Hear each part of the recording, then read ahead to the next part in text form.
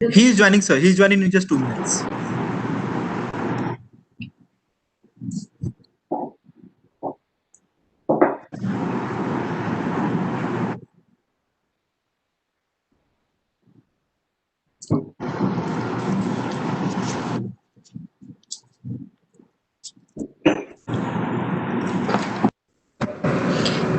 We can start with the bulletin. Anurag, are we ready?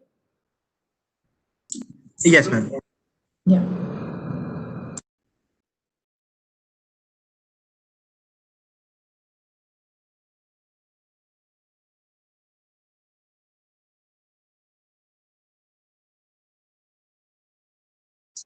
Anurag, let the moderator join Yes, sir. because you will require moderator after this, no? Yeah. Yes, sir. Yes, sir. Yes. And anchor also. Yes, sir.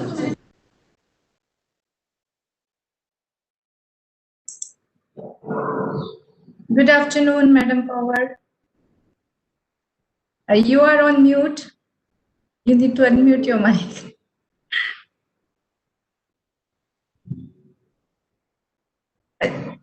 You can see on the bottom of the screen mute. Just unmute that. Yeah. Yeah. Good afternoon. How are you? I'm good. Good to see you. Good to have me. It's like really really feel good. Yeah.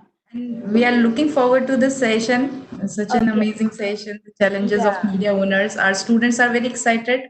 Oh, nice. Madam Vibeka is also there. She's Okay. one of the panel member from Denmark. Okay. You can see Madam Joshi, Shubh Lakshmi Joshi. She's Yes. Associate Dean for School of Science. Oh, nice. Hello everyone. Good afternoon. Good afternoon.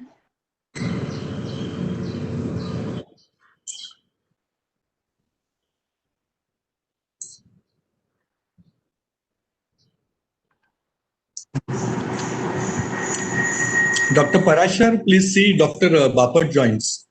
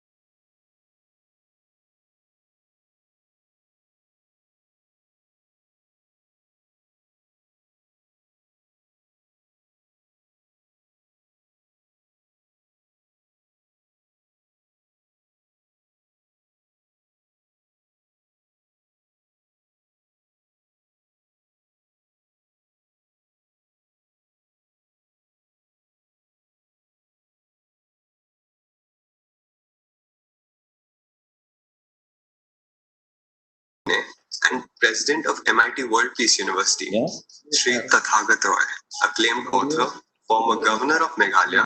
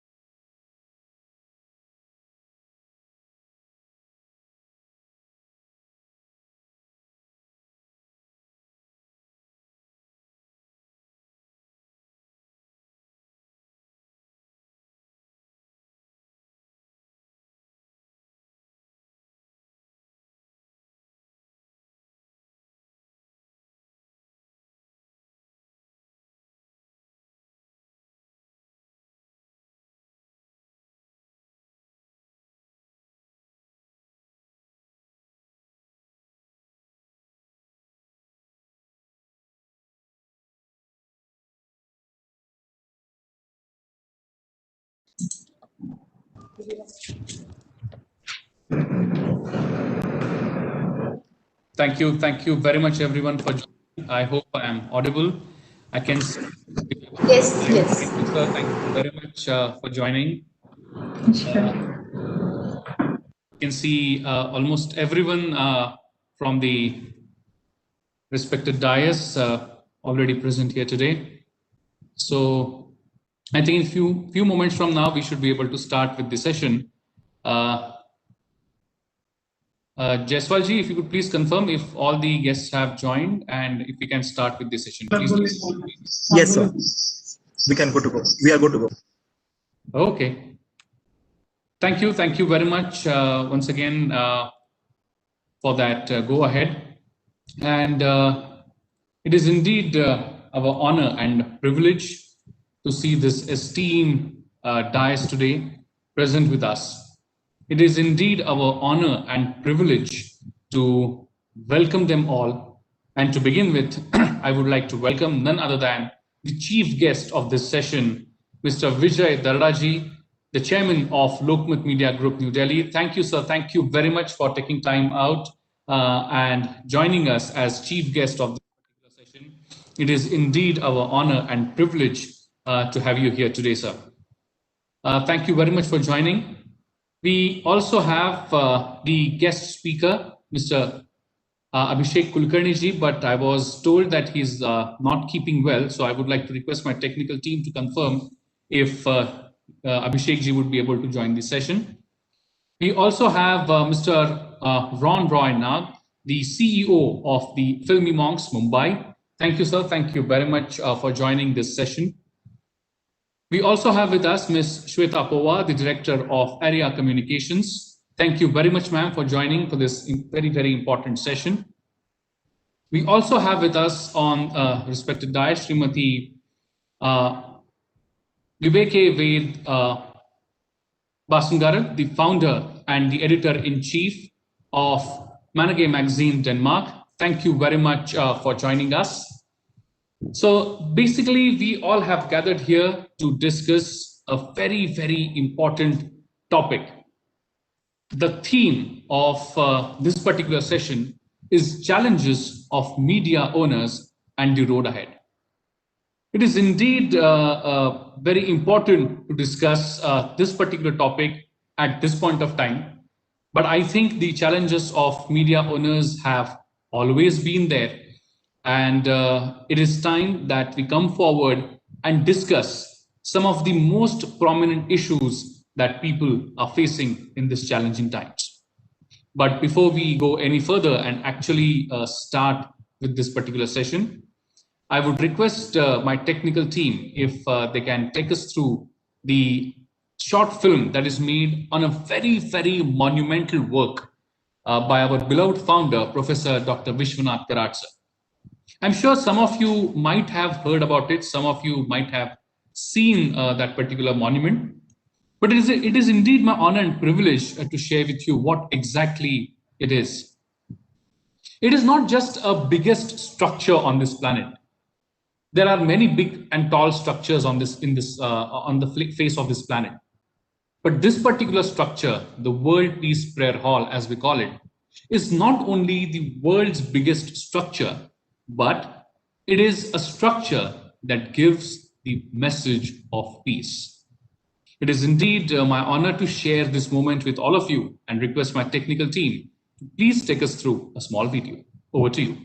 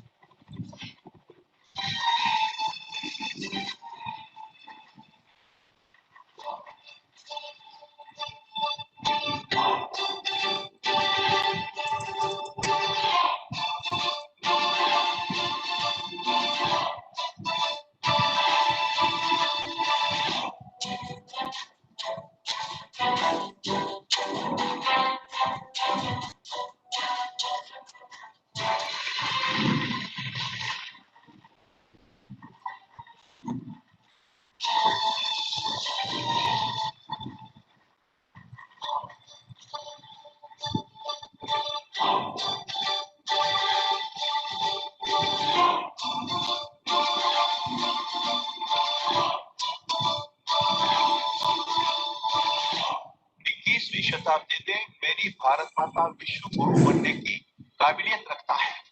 It will become a विश्व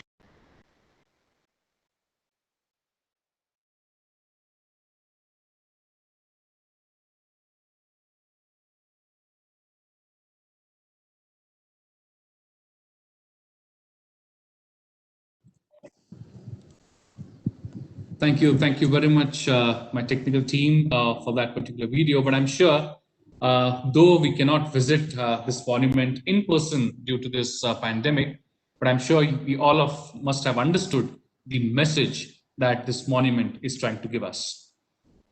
My friends, there have been a few traditions that we follow at MIT World Peace University, and every activity that we do, we make sure that the message goes loud and clear to every corner of the world. And we do this by ringing the bell of democracy. I would say a feature, I would say an objective that each one of us aims for, and which is establishment of democracy. So I request my technical team, if they could please take us through the moment of ringing the bell of democracy.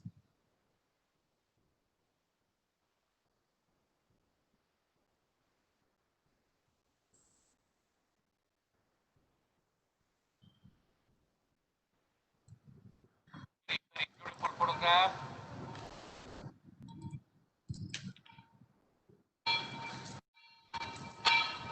A big round of applause, my friends, as we support this cause of strengthening the peace.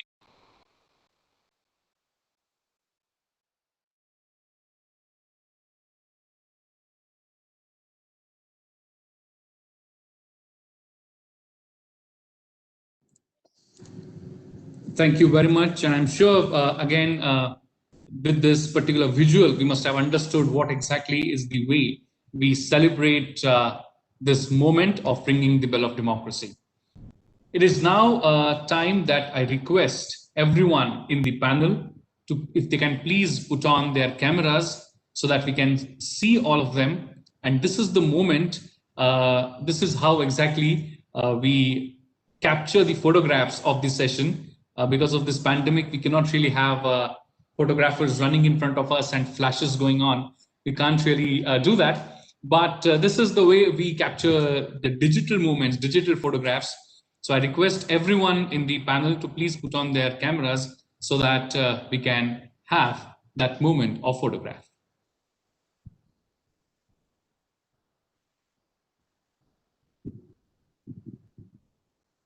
Thank you very much. I hope The photograph has already been captured.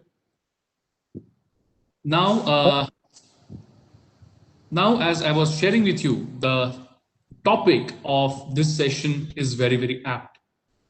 Though this 4-day online conference, which is called the second National Conference on Media and Journalism, is revolving around the theme, Role of Media to Promote the Culture of Peace in the World. Though we are revolving around this central theme of peace, we have been discussing many topics which are pertinent and relevant to this particular times. The objective of this particular conference has been to appreciate as well as to critically analyze the role of media and journalism in the context of peace building processes. And what exactly or what is most important for having peace, to understand and address the challenges that people are facing. And in this session, the 9th session of second National Conference on Media and Journalism, we are going to discuss the challenges of media owners. And it is indeed our honor and privilege that we have the distinguished panelists with us. But before we open this session for discussion, I would request my technical team to please take us through the curtain raiser video clip made for this particular session. Over to you.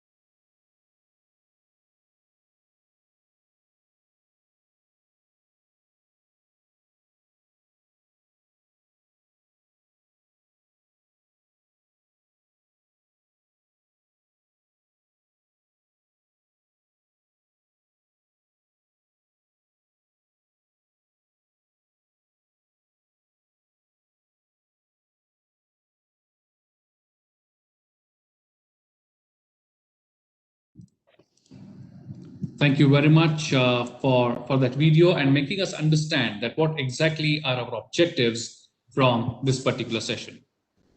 Today, in this particular session, we have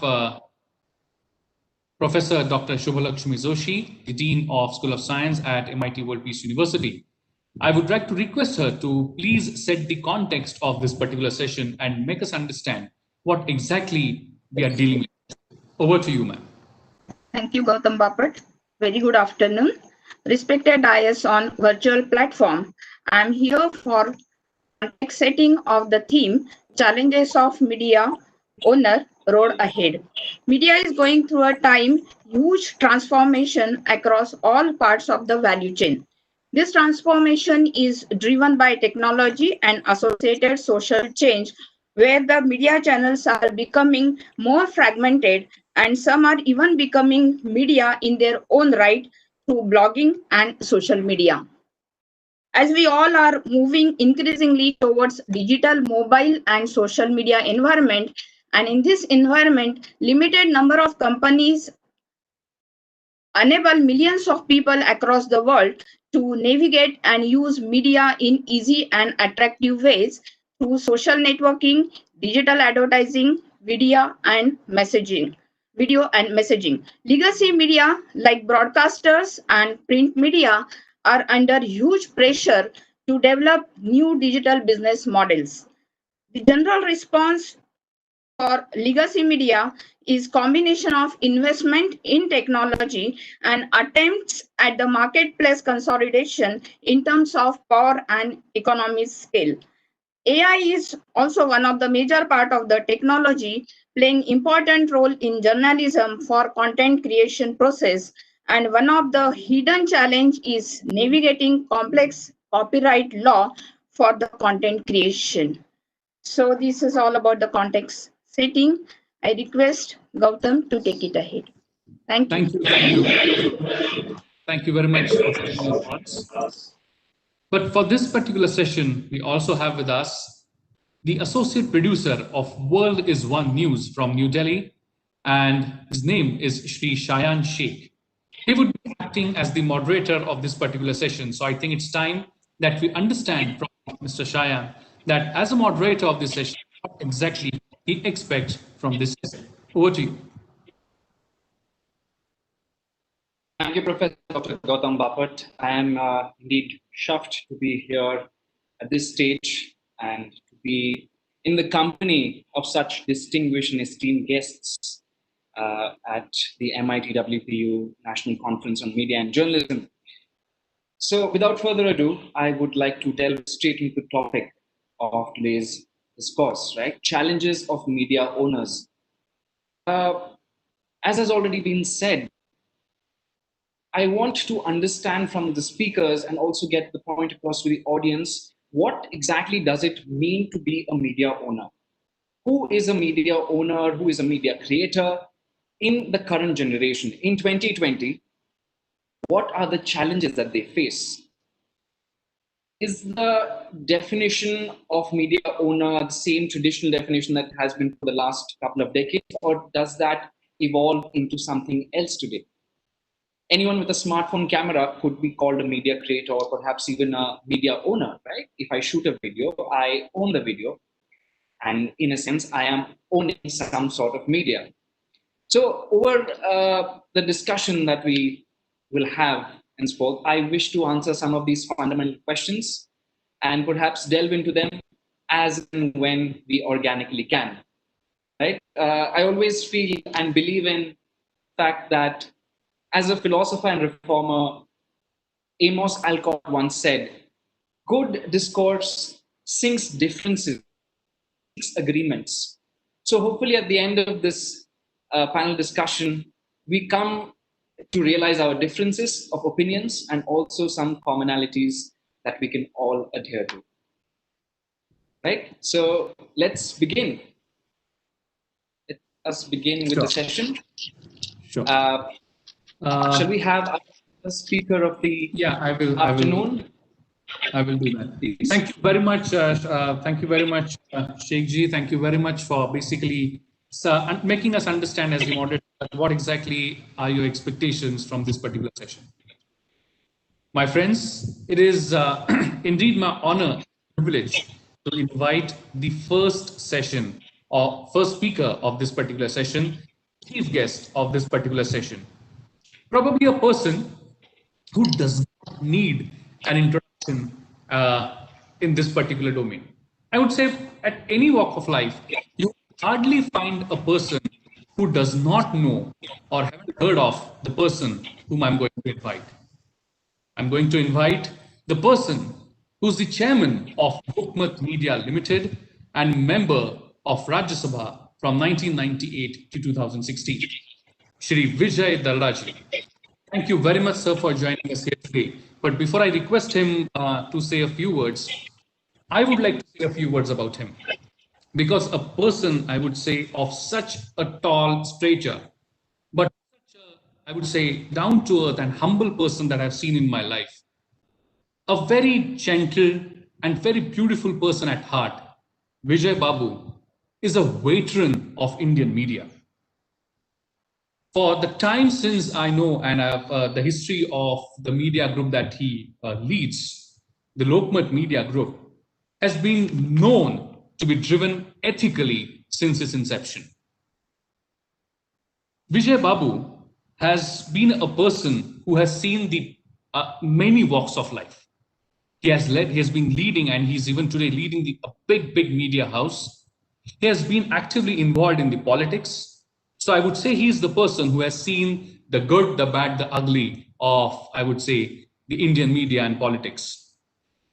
My friends, he is a person who has always shown the commitment towards Indian democracy and establishment of peace.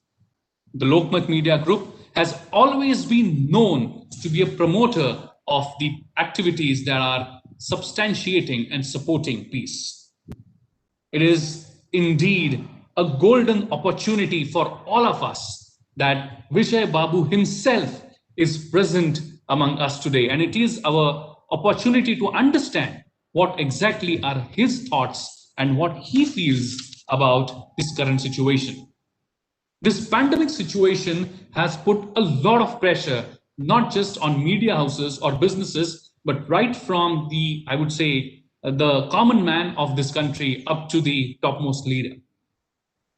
How exactly we deal with this pressure? What exactly media houses can do? Because even media houses are under tremendous pressure. The way media houses used to gain their revenue, and probably because every business is in pressure, media houses has also come in pressure. And it is our privilege that Vijay Babu has accepted our invitation today and taken time out for us. We would request him to share his thoughts, share his mind on bringing peace, not just to media, but the entire world, entire country, and what role media can play to bring this peace.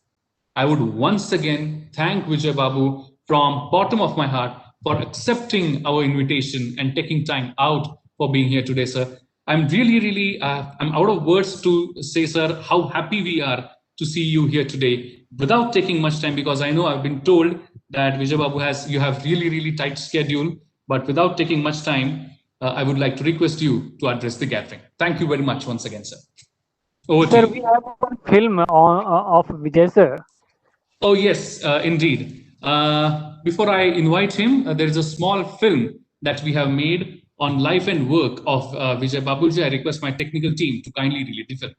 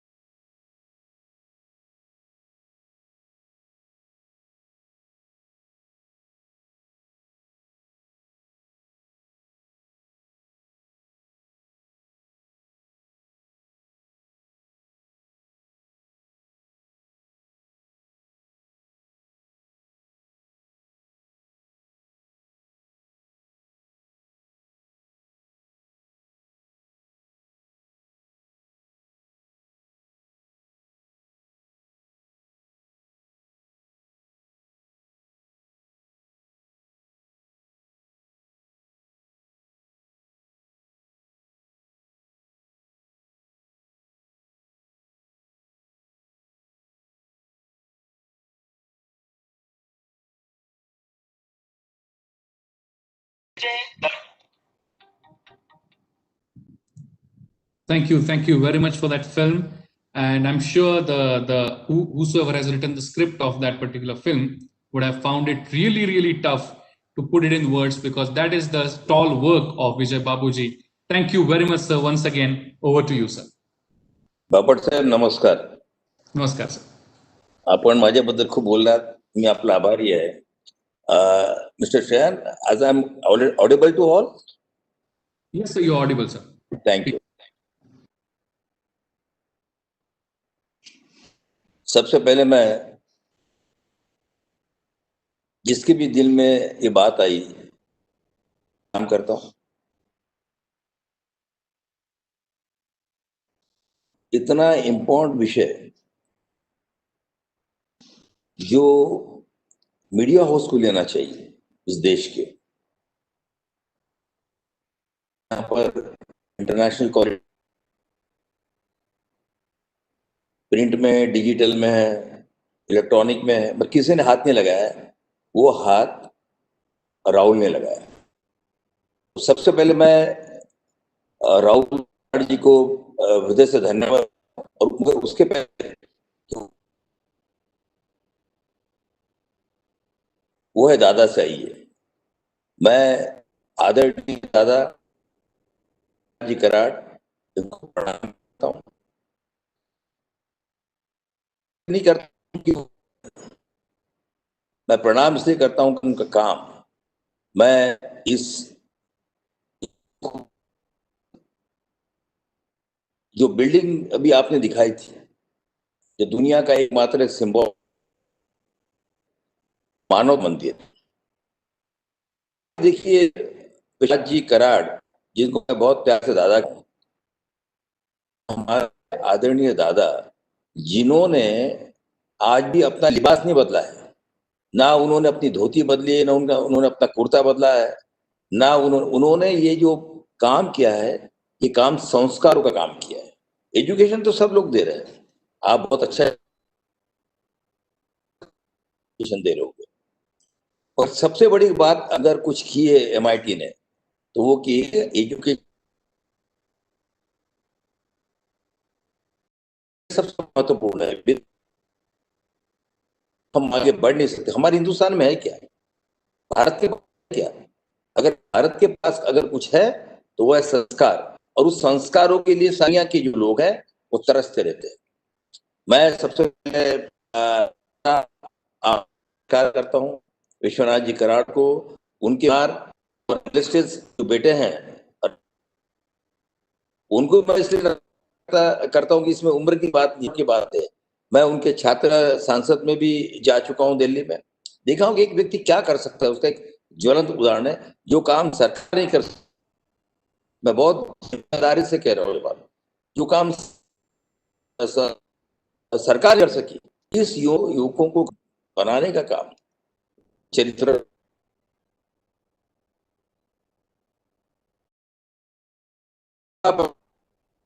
में एक education माध्यम से पाई, वो M करके दिखाया।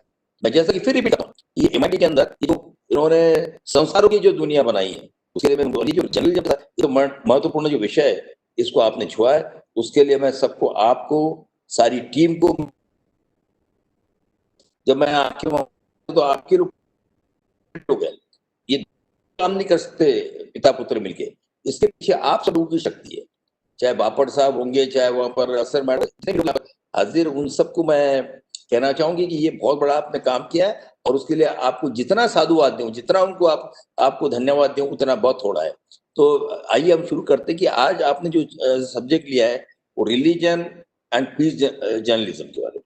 आपने दूसरी भी बातें पूछी है कि क्योंकि role of media to promote the culture of peace in the world, बहुत इंपॉर्टेंट बात चल रही है आज, क्योंकि आज सारी दुनिया में जिस ढंग से सारी व्यवस्थाएं बनी, उसके अंदर जर्नलिज्म का रोल क्या है? जर्नलिज्म का रोल बहुत इंपॉर्टेंट रोल है, और इसलिए मैं सबसे पहले शुरू करना चाहूंगा, तो मेरे कुछ विचार व्यक्त करना चाहूंगा मैं आगे।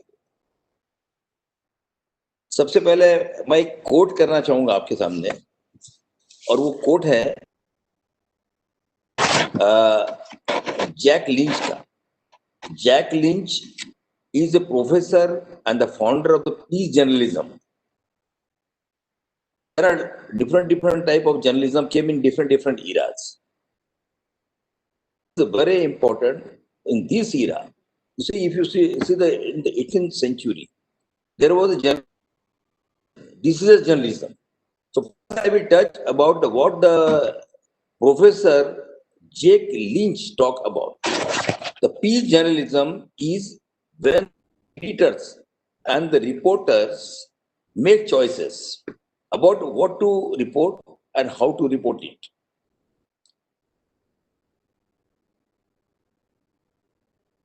Society at large to consider and to value non-violent responses to conflict. This is the definition which is said.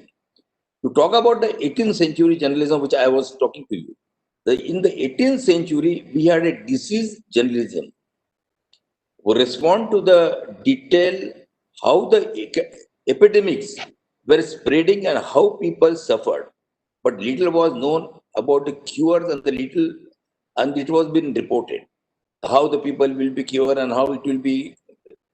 Today we have a health journalist write about the current research on the new cure disease and healthy that help prevent diseases. See how it has been changing with the time. Now, which I was talking about a peace journalism. Why am see when you last from 21st of this month for 3 days you had a session, and many more distinguished and the learned speakers came across on this dais. But you see what Mr. Bapat said, about what the problem are facing due to this epidemic and all. But before on this, there are so many students across world, they are listening on this platform. So let me tell these all my student friends. This is a very different type of situation has been created in the world, and we are together way to fight off this. We will succeed. With this, I will talk about the religion and religion and the peace journalism. Religion has over sensitive subjects for the journalists all over the world over since the inception of the noble profession. I would rather call it a service to nation and humanity, that is simple professions. This simple profession is a very, very, very difficult. But there, and we call this as a service to the nation and the humanity than a simple profession. We may admit or not, it is a religion that it is a religion that have been the root cause of the world's most dangerous conflicts, causing large-scale violence and the destruction in many countries. May it be Afghanistan, Iran, Iraq, Myanmar, Nigeria, Israel, Syria, or and so on.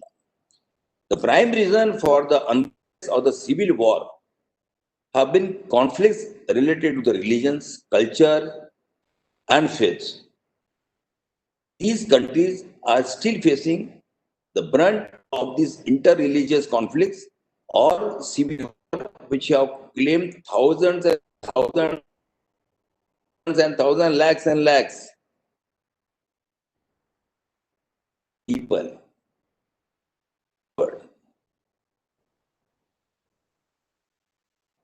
Made lakhs of children orphan, lakhs of people homeless, resulted in heinous crimes as rapes, torture, even killing of lakhs and women. I was so choked. I was not able to speak on this because recently I was with a Harvard school. I was study on religion, conflict, and the peace. And with the blessings of my parents, very successfully I completed. And I love to share with you first time, because today only I got this information that out of 100, I got 100 marks. And this is a very, very important subject.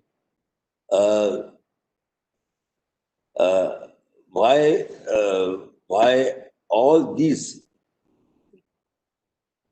fatal and the human tragedies are placed all over the world?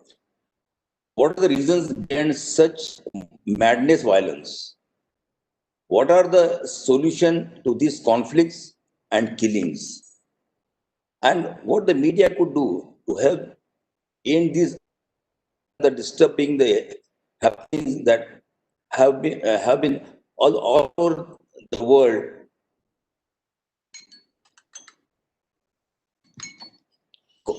You see, if you go anywhere in the corner of the world, and while there is a perception in public that the media is often adding the fuel, the media is adding fuel to the fire instead of the helping in a crisis or the religion conflicts. It's not a part of this noble profession. This is not a part of this noble profession. It is. But unfortunately, this is the perception.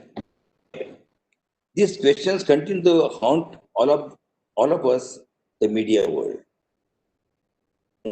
Report on such unwanted and the unfortunate incidents as we see on the ground, or that the government and the public. What a elaborate we give is how many people killed, which communities were involved or affected, how many houses were destroyed, and how it would the future relationship involved in the conflict. We are simply presenting the facts, figures, death tolls, and the magnitude of the loss caused, and the number of people made homeless or the children made orphaned. No doubt, we are doing our duty.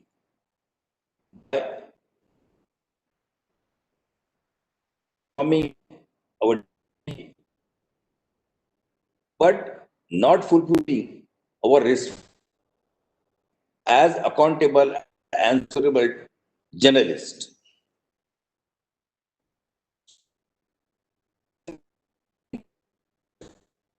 When a conflict occurs, a kind of journalism which I dare to brand as a war journalism. We are not that such crisis situation war. That what kind of journalism or journalism of peace, crisis arising out of peace, religious conflicts, or communal violence demand the peace journalism. See, when we talk about the war journalism, when I was trying to understand how many people, a journalist from my community, gone to Afghanistan, Syria,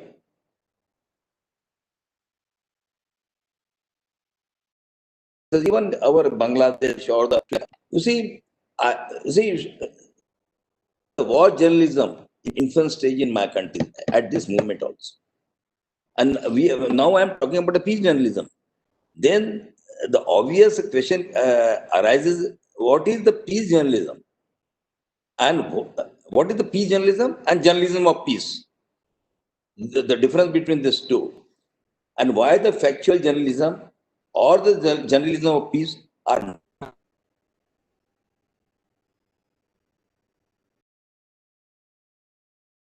of factual journalism. We present facts, figures, how the incident happened, and when we do journalism of peace, not to make any comment or remark that would affect the situation. Yes, we make it is the and maintain peace. In addition,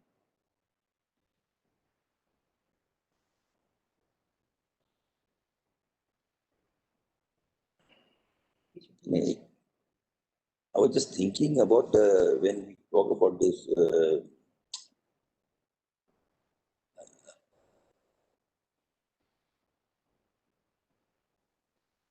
In the peace, journalism of peace, we restrict ourselves not to make. I repeat again, a very important point which I have been making is the journalism of peace.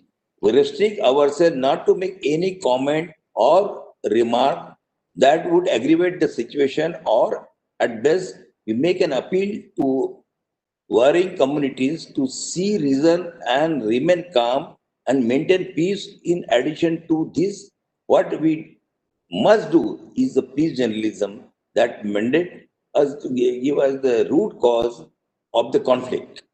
Study all issues concerned, analyze them thoroughly, and come out with possible solution to. When I was talking about this peace journalism, I tried to many of your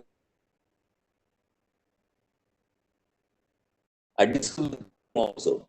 Okay, have we started a peace journalism in our country? No. There is not a single incident I remember. You take about the Ram Janmabhoomi, you take about Kashmiri Pandit, you take about Andhra or Telangana, or you talk about Vidarbha issue, or you talk about the Northeast Bodo issue, or the Sanyukta Maharashtra in Mumbai. I did not find any where we did the peace journalism. This kind of journalism is new to the world. This kind of journalism very difficult and the challenging to pursue too.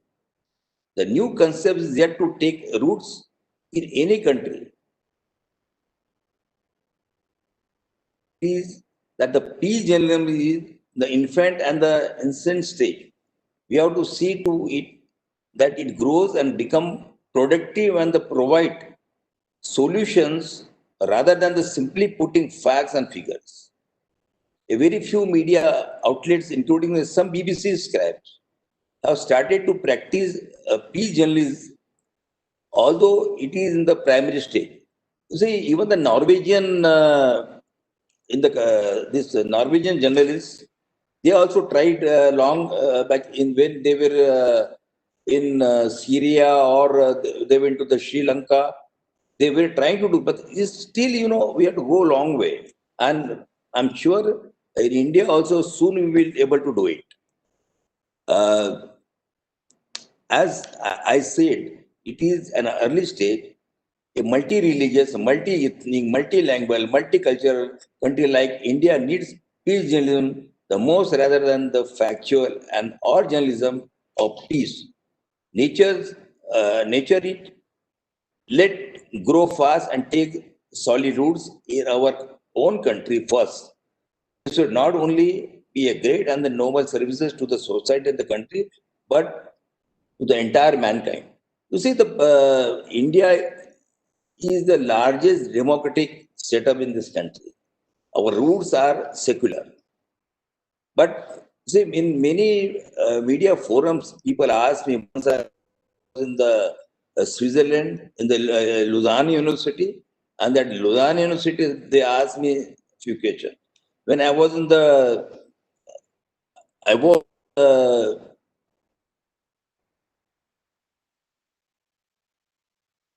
there are also few friends we were talking. They were New York Times and some was from the some I'm forgetting the name of that. See what is happening in your country. I said,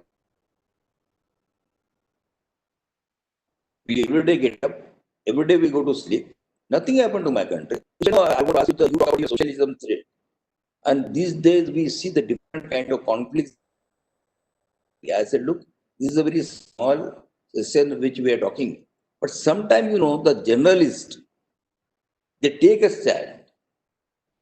And it is not expected from the journalist or the newspaper. I'm talking about the peace journalism. Peace journalism very far from this what I'm talking. See, take example the lynching cases. The lynching cases, how did we deal? How did we report it? Really, we give them the facts. Take about the Ram Mandir. In the Ram Mandir, one example only I will give how the news is been distorted or the media become the part of that society, which is not good. Who started Mahabharata, Ramayana on the television? This is one of the world's most seen soap in the world still today. The crores of people, this was started by the Rajiv Gandhi. You see, when we try to destroy and give the different position and create a conflict, it is not expected from the newspaper.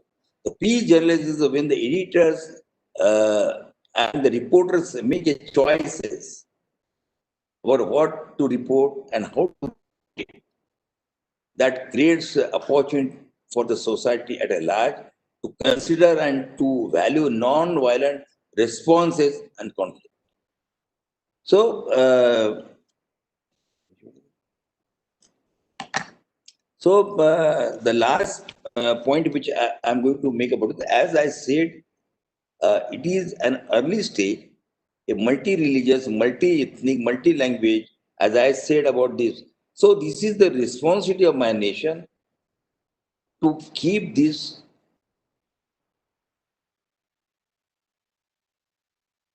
as the charge is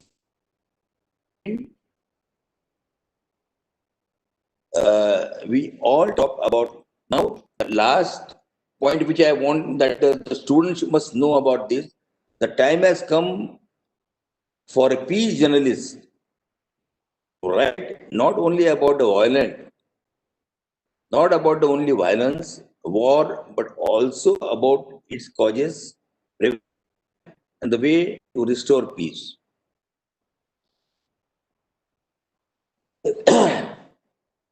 That need not invent solutions to conflicts themselves.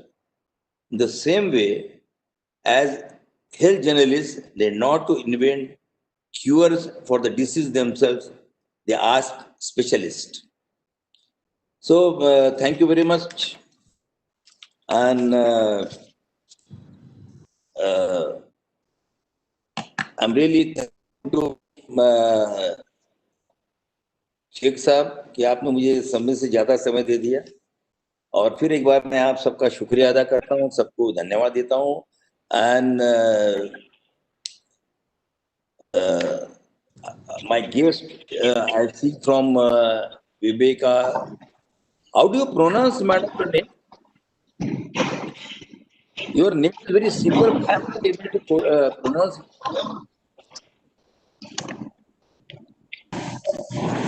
How do you pronounce your name? Pronounce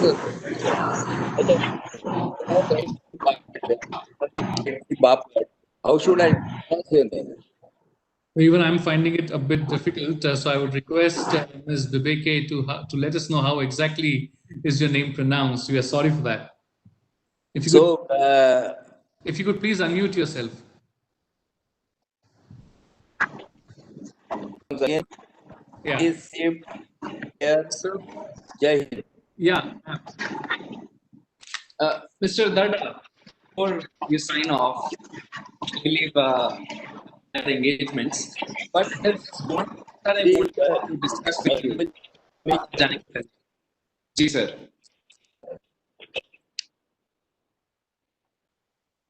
Because you are not providing me, so at least I'm using my own water.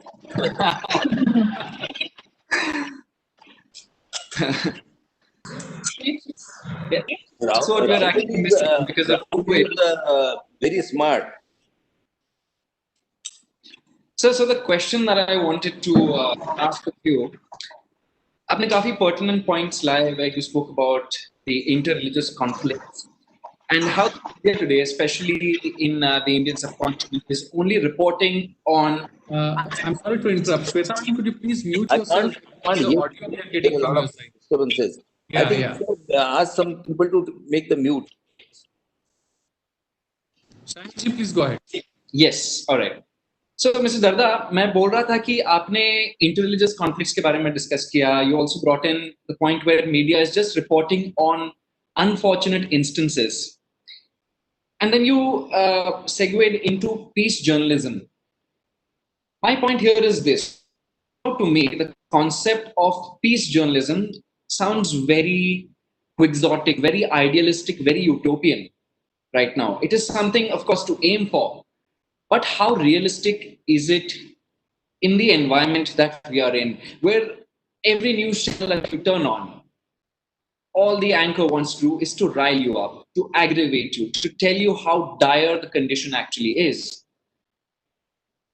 Where we have, in a way, digressed from news and just brought in so much masala and entertainment to all of this, where your blood pressure actually shoots through the roof when you turn on the television.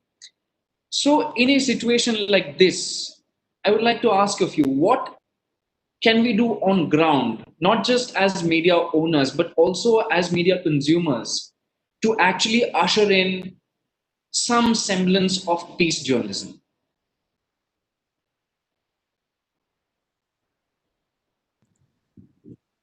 Siddhartha, I believe you're. Vijay Babu, I think you'll have to unmute yourself. No? Yeah, you're audible now. So, Sheikh Saab, sir,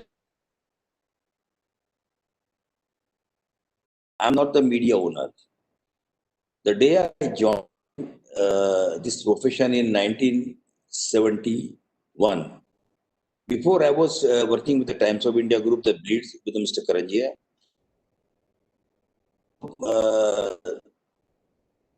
Rauf Ahmad, which is the known journalist for this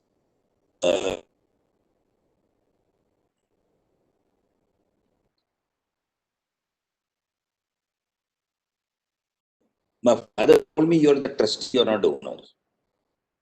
So my base is that I'm a trustee, I'm not the owner of the organization, I'm not a Malik, I'm a working journalist.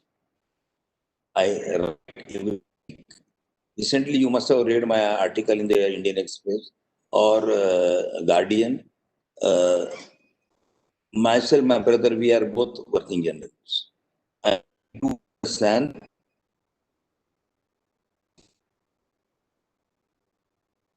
belief is the secular.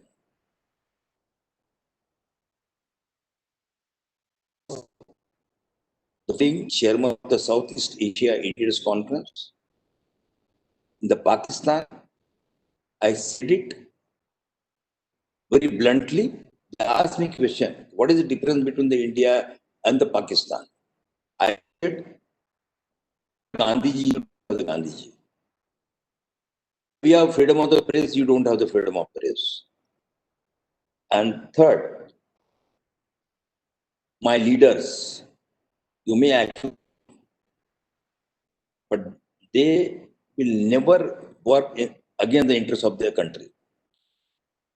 So, at the time of the tea, Mr. Musharraf asked me, General Musharraf, he was the president that time. जनाब आपने तो कह दिया कि हमारे पास में आपके पास गांधी जी हमारे पास में कोई नहीं है आपने कहा कि आपके यहाँ फ्रीडम ऑफ प्रेस है हमारे यहाँ फ्रीडम ऑफ प्रेस नहीं है और आपने ये भी कहा कि आपके वो नेता है वो देशभक्त है और हमारे देश में नहीं है मैंने कहा कि जनरल साहब मैंने ये नहीं कहा आई से you don't have the Gandhiji. If you talk about Jinnah Saab is idol for you, but you cannot compare with the Gandhiji. Gandhiji is a symbol of the peace, a symbol of ahimsa.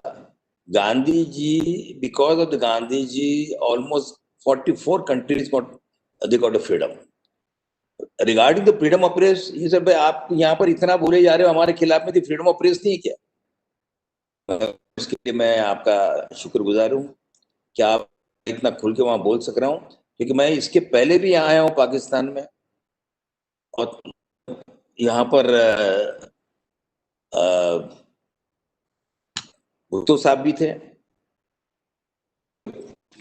मैं आया मैं कई बार यहाँ पर बस ये कि इस वक्त थोड़ा मुझे फ्रीडम आप लोगों ने दिया है तो बेसिकली देखिए when we talk about a peace journalism definitely this is idealistic but yes you will see that the time has come when you will have to do it. Otherwise, a nation like India, with a multi-religious, multi-ethnic, multi-language, multi-cultural society, hundreds of dialects, see, we'll have to do that. If we'll not do that, then you say we'll not be able to project as Gandhiji's Desh. Will not be able to project this is a Mahavir's Desh. Will not be able to take about this is a Buddha's. ये जो सारी चीजें हमारी जो है उसके लिए बहुत जरूरी है और मुझे ऐसा लगता है कि आगे जो पीढ़ी है the new journalism and the new community I use this word community because this younger generation is very sensitive. I don't feel that they are not responsible. They are responsible, but we'll have to teach this subject right from the primary education. Otherwise, the religion is so embedded in, I mean, you can't see. Even if you wanted to create a calendar, we all think parliament mein agar hum kaam kar rahe hain, so the find out which are the holidays, which are the religions, which are the festivals, and according to we create our own calendar. We see the tithi, we see the when sunrise, sunset, and all this. So the religion is embedded so deeply. Even the international conferences where I attended, your non-aligned summits, I have seen there was kept time according to the namaz, when you can perform the namaz. So I think to go out of the religion, right, then will be late. But let me tell you one thing. If you ask me, that instead in आज के सदी में the religion ने जितना destroy किया है, उतना कभी नहीं हुआ इसके पहले. और ये religion इसीलिए सारे जो लोग हैं एथेइस्ट ज्यादा बनते जा रहे हैं. जापान जैसी, you look at the Japan. Japan was a Buddha country. Look at the China was a Buddha country. Southeast Asia entire. So now there you will see the people are totally changing. If you go to China, if you go to the university, you must be having opportunity to go to the university. You see, I asked them, do you practice? Do you practice? He said, what do you mean by the religion? I said, no, I am talking about the Buddha. He said, we don't know Buddha. I said, are you Christian? Do you believe in the Jesus Christ? He said, we don't know who is he. I said, do you Muslim? He said, I know all this. See, they're totally washing out from their mind the religion. Go to the Japan, cultured, most level country, most disciplined country. Ji. So what is the percentage of people all change? Vijay Babu, I'm sorry, but I'll have to, because I'm running short of time. I know. Whenever you say, I'll say the Jain. Already I said Jain. I'm really sorry, really sorry. We really felt that we should keep listening and keep listening to your experience and views. I'm really sorry, due to paucity of time, we'll have to stop. Thank you very much once again for joining us. It was indeed our pleasure and honor to have you here Yeah, today. we meet sometime. Thank you very much, sir. Thank you. Thank you very much once again for inviting me to Karachi. Thank you, Rahul. And thank you all who invited me. And thank you very much. And all wish you all the best. Thank you, sir. Thank you very much. Namaskar. It is now indeed my honor and privilege to take you through the next guest speaker of this session, who Shri Ron Roy Nagji, the CEO at the film Wonk. Mr. Ron Roy Nag has spent a varied and exhaustive 2 decades in the media industry, contributing by the way of directing, writing, editing, and producing projects as the filmmaker. He has been instrumental in starting the TFM Film Festival, which showcases fresh talent and innovative content. Mr. Ron has started new OTT platform called as ONTFM, which is envisaged as the initiative to engage with the audience and bring to them stories from around the world. It is indeed our honor and privilege to have Sri Ron Roy Nagji here with us today. It is, I request him to kindly address the gathering now. Over to you, sir. Hi, good afternoon. I would like to say a big hello to all the panelists. I was listening to Mr. Vijay Darda, and I think he had some amazing points to talk about. And I would like to say a big hi to everybody listening in. I will go straight into it, the topic. The topic really today is the challenges that we guys face as media owners. As media owners, for us, as you know, the amount of OTTs today getting in today is crazy. We have almost 30 to 40 OTTs coming in this year and also the next year. For us, sustainability is really the major key for us, because we have to keep getting in different kinds of content every year. I would encourage you, all of you guys, to go and check out our OTT platform. It's called www.ontfm.in. We'll be also launching the app 3 months from now. We believe that we should first have engaging content and then probably go and release the app. It makes a lot of sense for us. I also encourage all of you guys to ask me as many questions as possible so I can be as forthcoming and frank as possible. But coming into challenges, I'll definitely say that this for us today, it's all about content, having good, attractive content for everybody, because I believe that there is any kind of, for all kind of audience, there is some content that will do well. So it is definitely our content strategy. Second is marketing.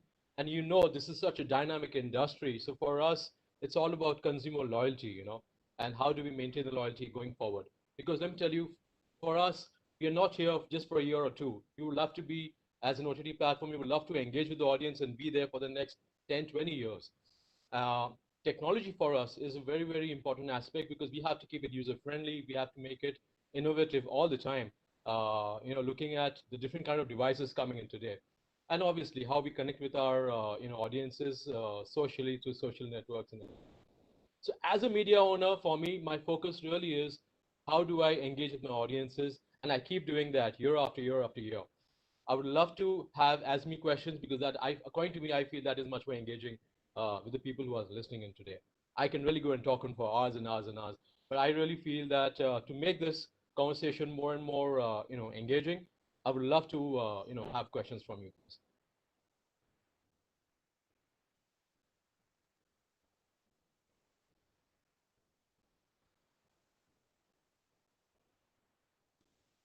So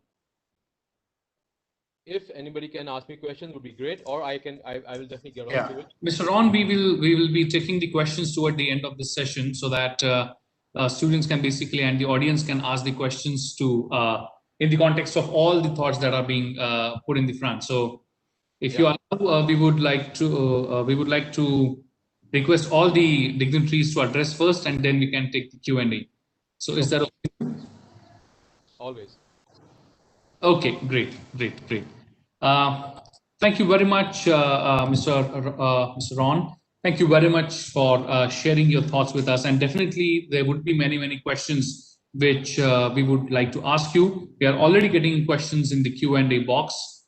But now, let me save a little time, and because we have two more stalwarts to listen to, and we have posted their profiles for your information in the chat box so that we'll be able to save time on that particular thing. So I would now like to request the Director of ARIA Communications, Ms. Shweta Powar, to put her thoughts in front of us so that we can, towards the end, go for the questions and answers. Over to you, Shweta. Please unmute yourself. Yeah. Thank you, Gautam. Thank you. And first of all, a big thank you to everyone for having me on the panel. Okay.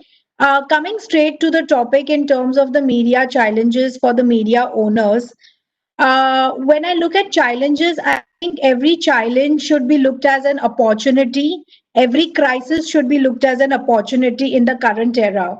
While there was a transition which was happening in the media because of the technological disruptions, there is a social media, there is PR, there is advertising, there is digital medium. So while the technological disruptions were happening, the changes were expected 7 to 8 years down the line when you talk about India.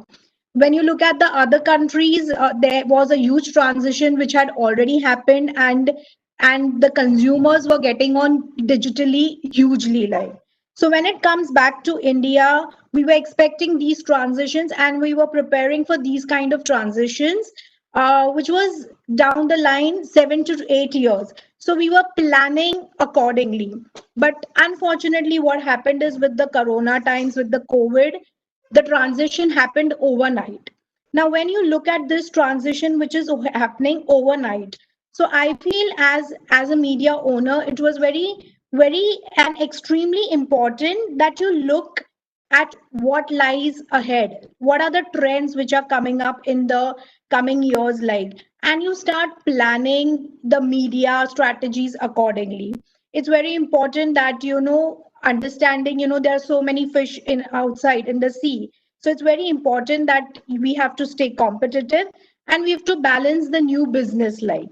Now, when we're talking about the technological disruptions which are happening, it's extremely important to understand on how can we adopt a 360-degree solution for our organizations, for the brands, or for the clients that we are handling. Traditionally, back in the early 21st century, when I started off as a PR, it was very restricted to the print media. Electronic media was then coming up, but then in the last decade saw a huge change where I saw that social media was gaining a lot of prominence. Yes, there was television, there was print, but then how do you plan ahead of the trend and get across there? That was something which was extremely important and will be important in the coming years, because if you see right now, every month there is some change which is happening. Like when say about the change, it's the transition that we're seeing.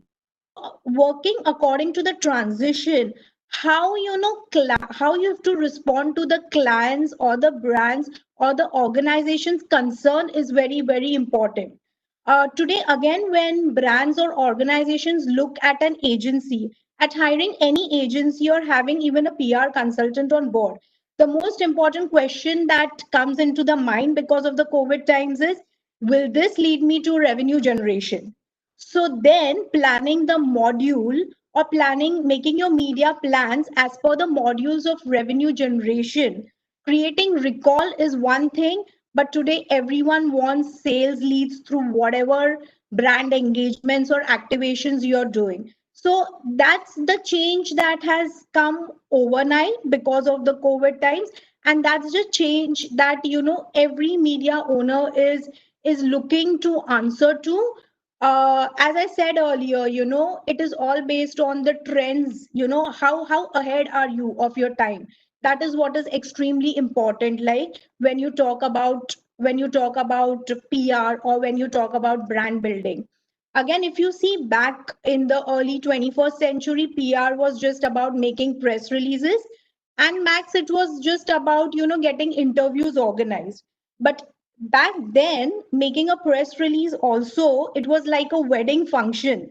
Like you have to because then the internet was just gaining prominence in India. Like it was just penetrating. So then we looked at a press release like a big huge event. Today, making a press release is getting a press release, drafting it, taking approval on email, and then it's just wired digitally, wired on social media, wired on the print platform.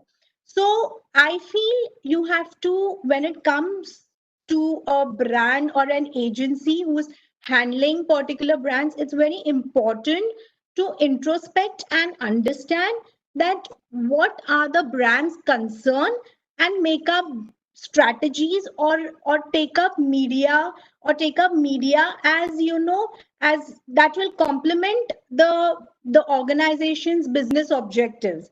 Then it becomes a complete win-win situation for everyone. Like, yeah. Thank you very much for your views. Thank you very much, Madam Shweta. Thank you very much for putting your views. And indeed, it is important to understand how exactly things have changed and the sudden change that have been brought in due to this pandemic. I would now like to bring in the next guest speaker for this particular session, who is with us all the way from Denmark, the editor-in-chief of the Managed Magazine. I'm sorry if I'm pronouncing your name wrong once again, but Vivek Wade, thank you very much for joining us today, and we are keen to hear your views. I would like to request you to please proceed. Over to you. Thank you very much. You're pronouncing my name fine throughout. Thank you. I'm very, very pleased to be here. I'm honored to talk at your amazing conference. Thank you for the videos also. You're a fantastic dome, and I'm touched by the way you run your university and the way you connect religion, cultures, and everything. It touches me deeply. Thank you.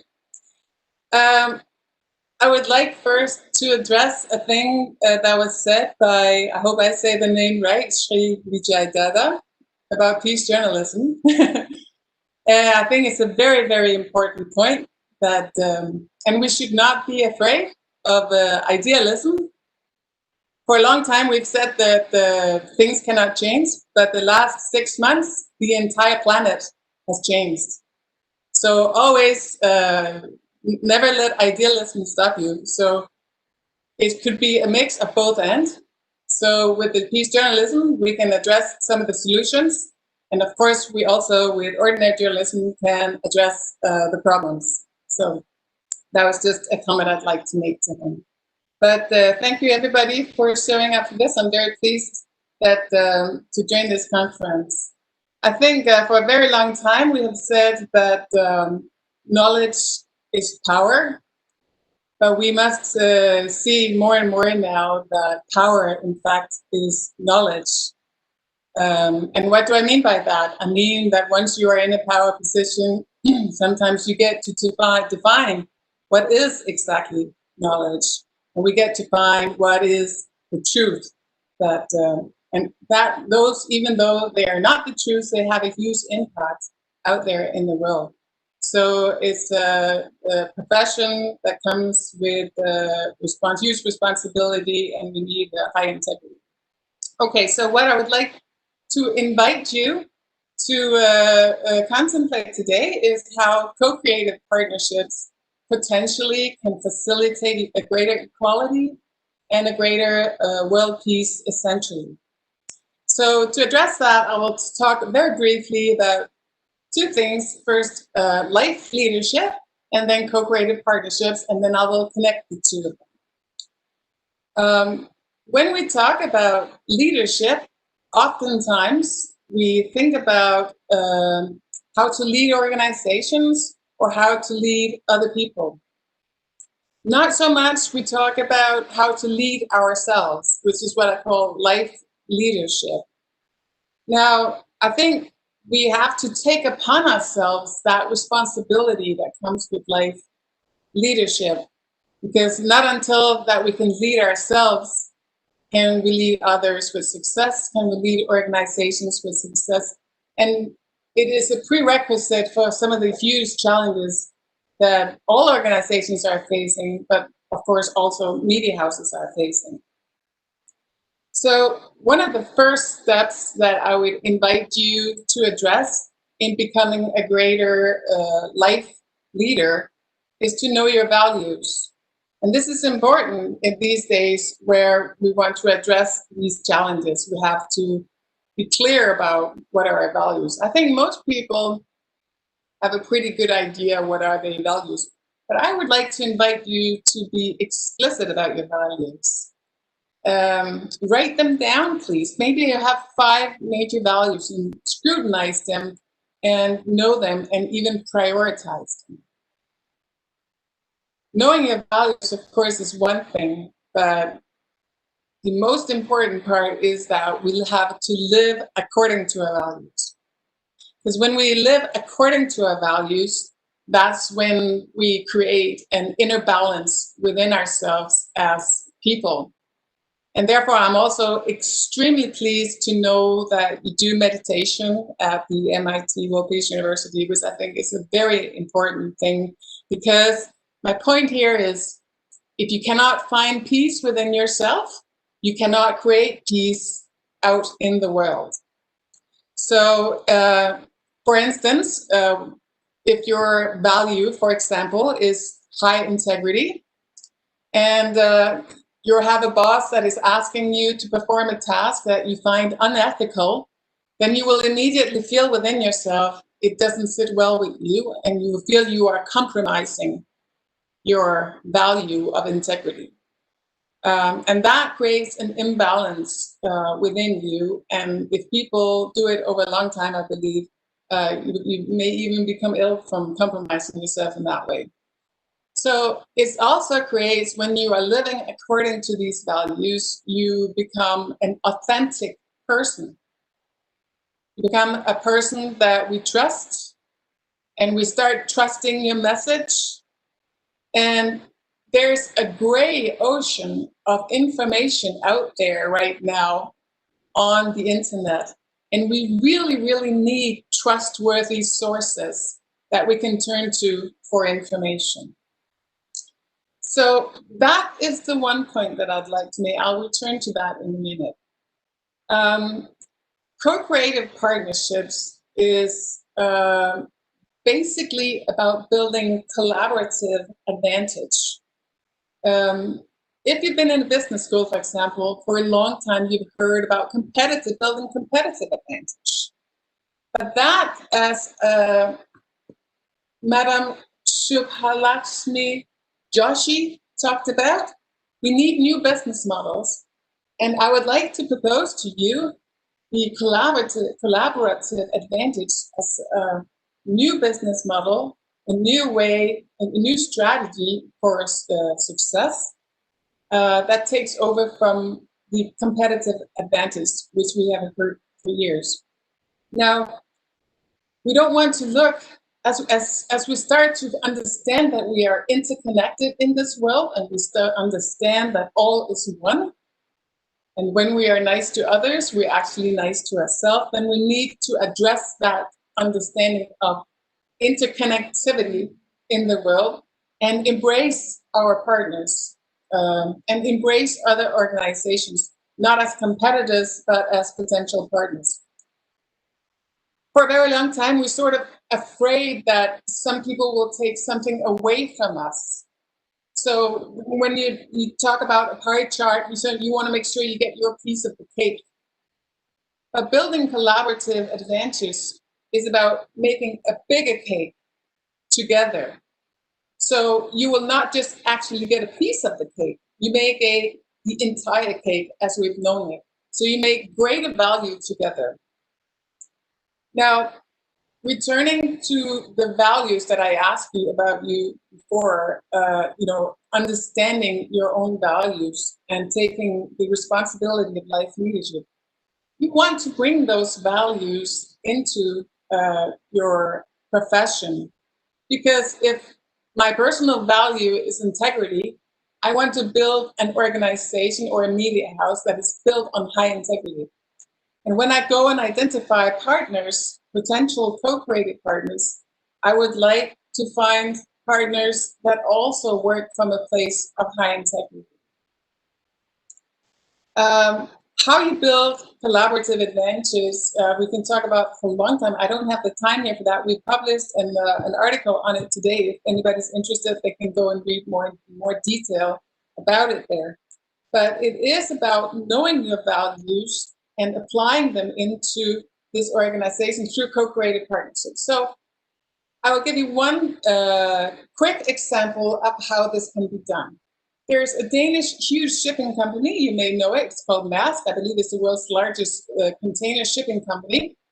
And they pollute a lot because they're sailing across the oceans of the world. Now they have put $1 billion into experiment and exploring getting new, more environmentally friendly fuel types. And they found out in this research that they could actually sail their ships on the waste oil from the food industry. This was interesting exploration, but it turned out it was way too expensive for them as a fuel type. So they made, if the project leader had only looked within his own walls of resources, the project would have been stopped. But because he was creative and he was thinking in co-creative partnerships, they made a co-creative partnership with a clothing company, H&M, Hennes & Mauritz, and they would like to put a little tag on their clothing that could tell their customers, this is shipped in an environmentally friendly way. And for doing that, they were prepared to share the costs of the shipping. So this was like a win-win-win-win. I mean, Maersk was winning because they were sharing that cost and they were, doing more environmentally friendly fuel. The clothing company was winning because they got little tags that could brand them as an environmentally friendly brand. The customers were winning because they got they were served the opportunity of buying more environmentally friendly clothing, and certainly the environment, nature was winning from this because now we could actually reduce the pollution. So this is just a really quick example to illustrate how these co-creative partnerships are a way of spreading doing good and a way of making possibilities that would never be possible if we only think of the resources that we have within our own organizations. It takes a lot of courage to do that because many of us are not used to doing that. All my relationship that I have with Manage Magazine, we do it in co-creative partnerships, and I cannot imagine a world without it. The value we get from co-creative partnerships are tremendous. When you show the authenticity by showing your true values, you will attract like-minded people. And I hope all students and all in this business will take some time, maybe tonight, once you sit in a comfortable chair and consider, what are my main values? How do I put these into my job? And who could be ideal partners for me now and in the future, so that you together, can spread that peace and create greater equality together and share the greatness that you have. So that is that's my message to you. I hope that you will build collaborative advantage. I hope you will take responsibility and pay more attention to yourself as a leader, because we are all leaders of our own life. And before we can lead others with success and lead organizations with success, we have to be successful life leaders. Thank you very much.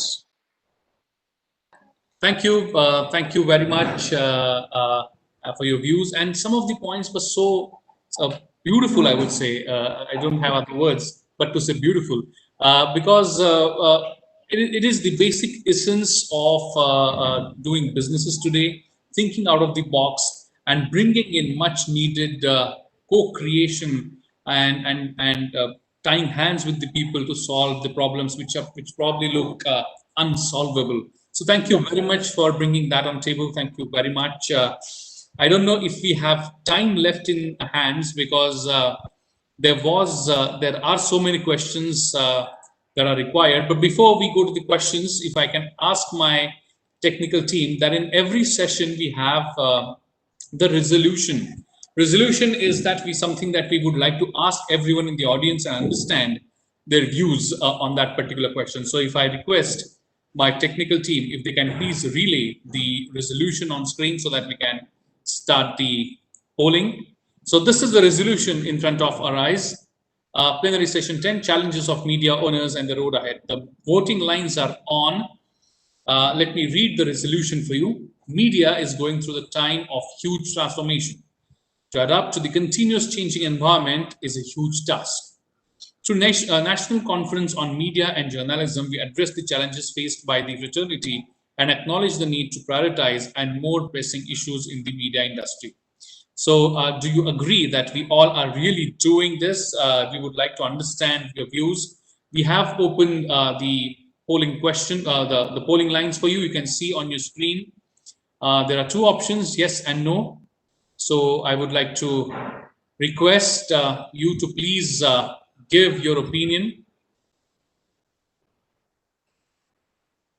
I hope you all can see the screen on your screen where we are asking you to vote.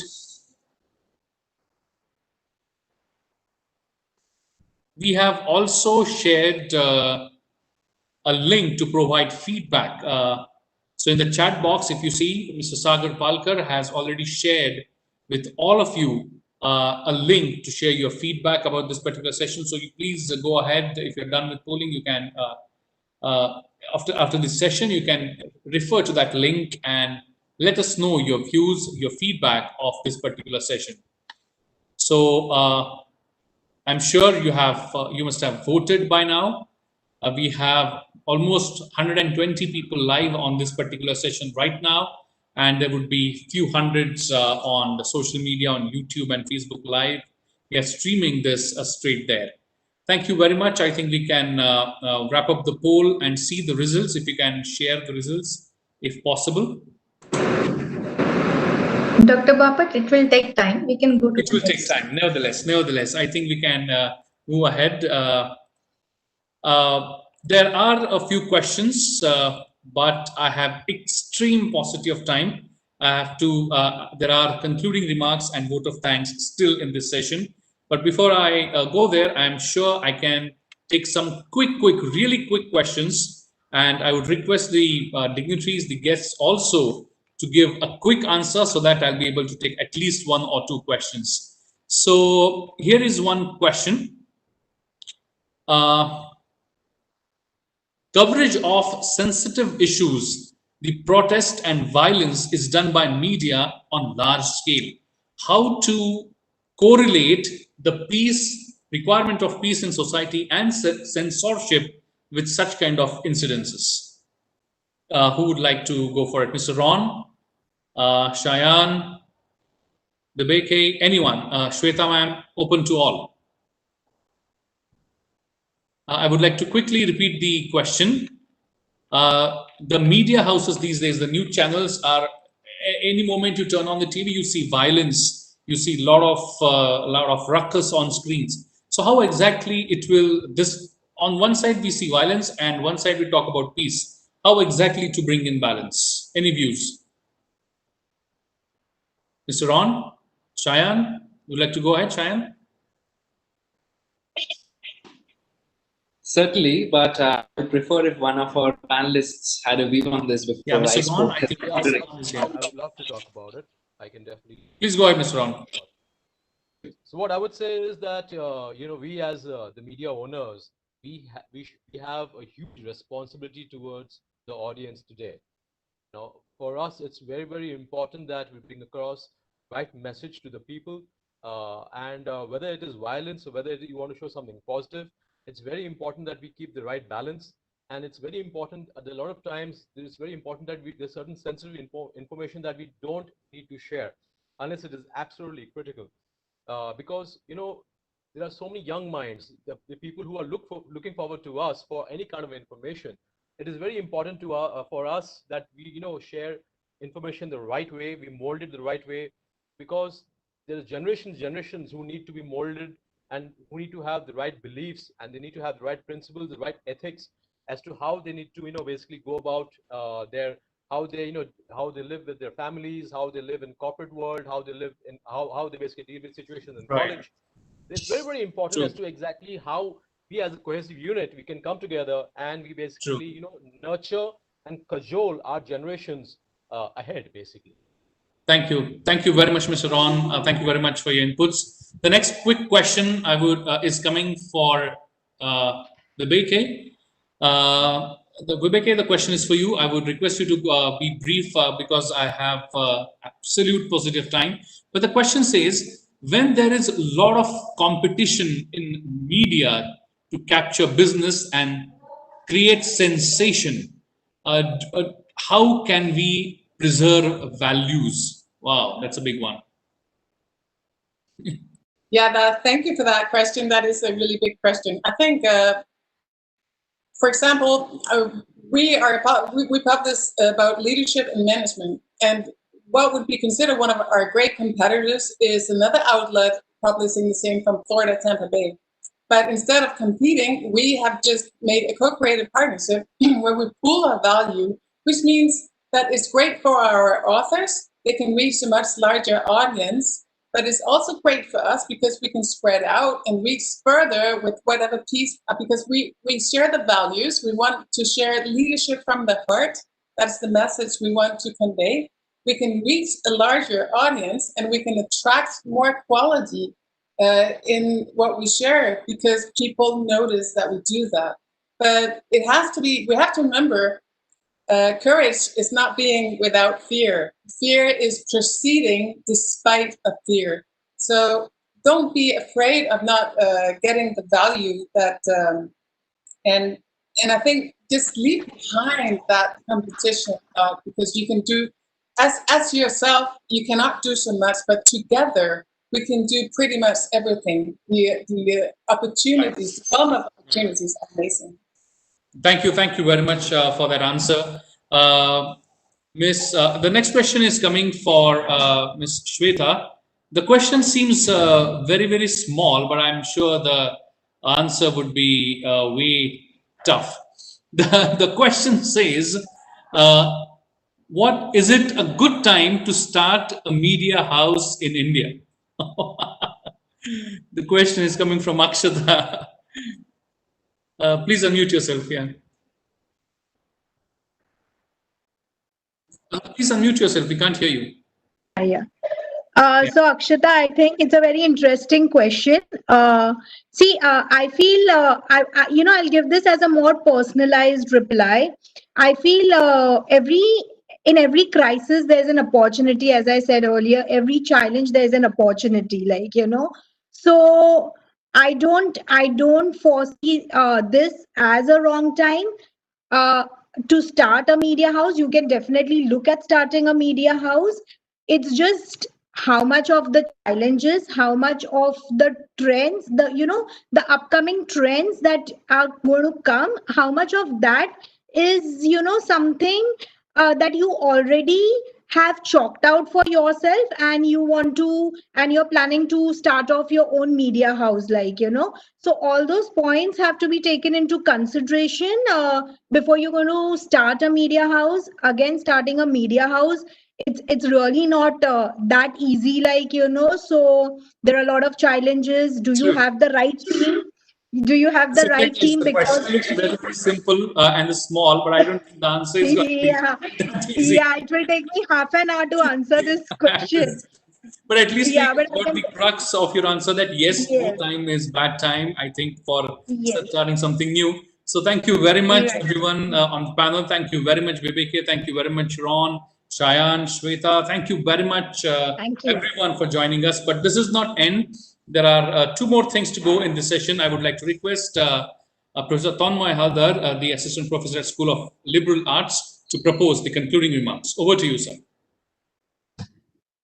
Thank you so much, Bapat sir, for handing it over to me for this honor to deliver the concluding remarks for this wonderful session that we had for the last 1.5 hours. And a very good afternoon to all the dignitaries, all the guests from India, from abroad. It was such a privilege to listen to all of you to this wonderful, the road journey that we were looking at. I think right from Vijay Dada sir to Vibeke from Denmark to Shweta ma'am to Shayan Sheikh and Ron Roy, everybody has bridged in all the different kinds of road ahead from past to the present and going towards the future. As Vijay Dada sir mentioned about the relevance of peace and media and its connection in detail, what has happened in the past. So it's very important to know what has been the road in the past, and adding to that, Shweta ma'am has talked about how the objectives needs to be developed. They need to be adapted as per the current environment. So it's very important that when you draft your objectives, you need to adapt it to the current environment. And to add on to that, the current environment, which is the, we are calling it the new normal. Ron Roy has aptly mentioned about the OTT platforms and how they are coping up with the pace, since it is the new, new thing in the market, and everybody lockdown and everything, everybody is facing this, and OTT is getting a boom. And I also like to bring what our friend Vibeke has said from all the way from Denmark, that we have to strike a balance. The road cannot be smooth. The road cannot be a journey if we don't create a balance between the inner awareness and the balance. So it's very important to create this inward and outward balance. And I would like to bring in this how smoothly Shayan sir has brought in the entire session and moderated it well. And I would like to thank everybody on the dais, of the dais, for giving me this opportunity to conclude this wonderful session, this plenary session number 10 in NCMJ conference. Thank you, everybody. Over to you, Bapat sir. Thank you very much, Professor Tanmoy. And I'm tempted to ask Vibeke, so what should we say? Good afternoon, good evening, good morning. What time is there? It's about noon here. So, Okay. So thank you very much. lunchtime. Sorry? Lunchtime. Lunchtime. Okay. Thank you very much for joining in. Now, before I conclude the session, I would like to request the students. Dr. Gautam, before we go for vote of thanks, I think a big round of applause for all the members on the dais. Oh, absolutely, absolutely. No, we cannot. Such a wonderful session it was. Very thought-provoking, enriching, and has helped students in their way forward with a progressive and forward-looking direction. Absolutely, absolutely. And I think the intentions of the students are quite clear from the question, the last one, which was sent to Ms. Shweta Pawar. I think the intentions are quite clear that they are enthusiastic and motivated to start something new. So now I would like to request the student of the School of Media and Journalism, Vitasta Gupta, to propose the vote of thanks. Over to you.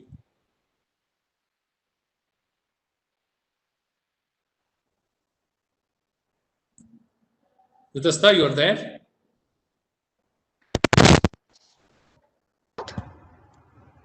Hello? Yeah, I can't see you. I'm visible? Not yet. You're audible, not visible. I'm not getting this option. Is there something? Yes, we can hear you. You can go ahead. Okay. So, okay, I think I'm visible now. Yes, visible. Please go ahead. All right. So, good afternoon to one and all present today. It is indeed an honor and privilege to propose the vote of thanks for this great session, which saw some of the thought-provoking perspectives sharing on the same stage.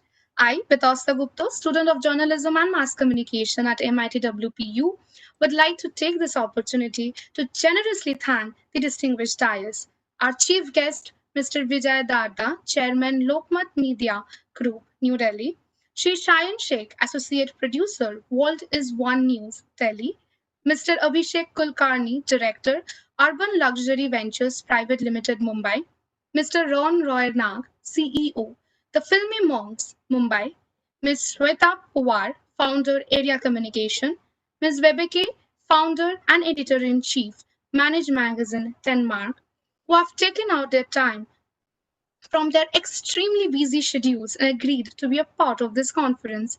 I would also like to express my gratitude to visionary and our founder president, MIT World Peace University, Honorable Professor Dr. Vishwanath D. Karat sir, our guiding light and executive president, Sri Rahul V. Karat sir, VC Dr. N.T. Rao sir, Pro VC Dr. Ravish Kumar Chitnis sir, Dean of Faculty of Liberal Arts, Fine Arts, Media and Journalism, Dr. Anuradha Parasar, the context setter, Dr. Shubhalakshmi Joshi, Associate Dean of Faculty of Science, and our anchor, Gautam Bapat, Head of School, BBA, MIT WPU, and also Tanmay Haldar for his amazing concluding remarks. And MIT WPU family, staff, and students, and their tireless efforts to pull off such a great event without a despite the current pandemic situation and adapting so well to this unpracticed mode of digital communication. I would also like to humbly extend a hearty vote of thanks to the Foreign Correspondents Club of South Asia, Delhi Journalist Association, and our wonderful audience who made this entire session a grand treat to witness. The entire set of circumstance has made each one of us to learn a lot and how to successfully tackle it and come out victorious. This has been a very exhilarating and exciting experience for all of us, students and teachers. So, big thank you to all of you for your hard work and efforts. With this, I would like to conclude my vote of thanks. Thank you so much. Have a great day ahead. Amazing. Thank you very much, Vitasta. That was wonderful. And I'm sure in this second NCMJ, I'm sure even it was a case of first NCMJ also, the involvement and active participation of students is what makes this conference very, very special. So thank you very much for proposing vote of thanks. With this, we have reached the end of this particular session, but let me quickly remind you that at 3:30 p.m. sharp, that is just a few minutes from now, we have the Youth to Youth Connect Part 2. Young media leaders, the way ahead, scheduled at 3:30 p.m. sharp. But before I formally conclude this session, would like to request and ask if Mr. Shayan Sheikh would like to say something at the end. I think our speakers have shared enough wisdom with us to digest for the next couple of days, hours. We spoke about values, spoke about conflicts, came up with such ingenious opinions and ideas. I think now is just the time for me to not to add anything more to the wisdom that has already been shared, but myself as a participant and a listener or a viewer of this entire conference to also just take a step back and assimilate all that our speakers have shared with us. Thank you. Thank you so much.